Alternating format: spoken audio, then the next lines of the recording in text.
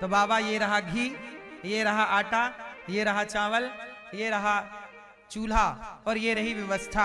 आप बनाओ, पहले खाओ, भोग लगाओ, फिर लाला को आराम से नामकरण करिएगा।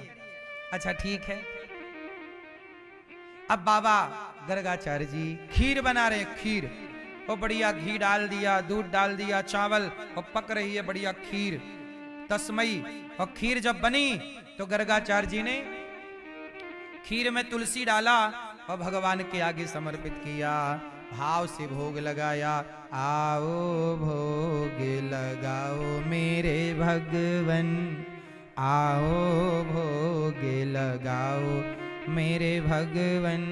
और जब भोग लगाने का कहा तो भगवान कृष्ण दौड़े दौड़े आए और दौड़े दौड़े आए और बैठ गए सामने। बाबा की आंखें बंद हैं और भगवान बैठ के खीर खाए हुए लग गए।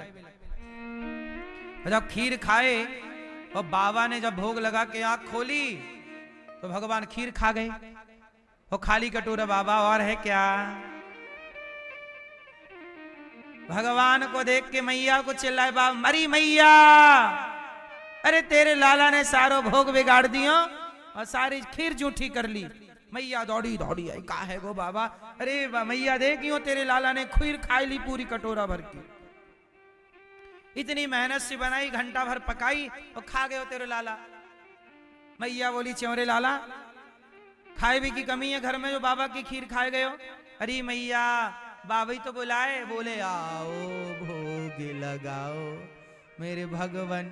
मैया बोली, लाला तू ही भगवान है का? अरे मैया तू जाने ना है मैं भगवान हूं।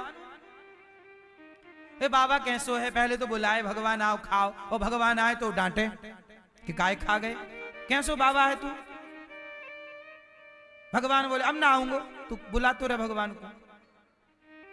अब भगवान को लेके मैया चली गई। भगवान ने बड़ी गुस्सा, हाँ बाबा झूठो बाबा, बुलाए आओ भगवान खाओ, अब मैं आ गयो तो डांटे, मैया से डांट पड़वाए। अब मैया बोली, बाबा नाराज ना होए, ये घी लो, खीर लो, घी लो, फिर लो सामान सामग्री, फिर बनाओ।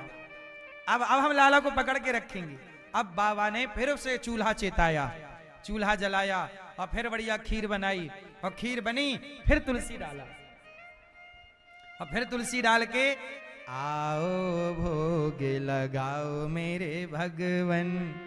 अब भगवान बोले, बाबा बड़े प्यार से बुला रहा है, बहुत प्यार है, बहुत प्यारी आवाज है, जाऊं।